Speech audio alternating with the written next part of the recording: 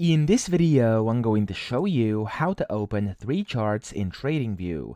Now to do this, you want to open any of your charts and you want to go to the top here where you can see it says Layout Setup. Now mind you, this is not available if you have a free account on TradingView. You'll have to have one of their paid premium plans to be able to do this. So whenever you try to click on any of these, it's going to give you not the 3 chart view, but it's going to give you a pop-up saying which subscription you need. So if you want to get that, of course, you'll be able to get it from there. However, I do have the subscription, so I can show you. I'm going to click on 3 over here. So we have 1, 2, 3 charts, and then there's a bunch of different layouts you can use. This one is going to be kind of the default where you have like each and every single one next to each other. So there's a bunch of different charts, and of course, you can just click on whichever, and you can then change whatever symbol you want to display on that specific chart.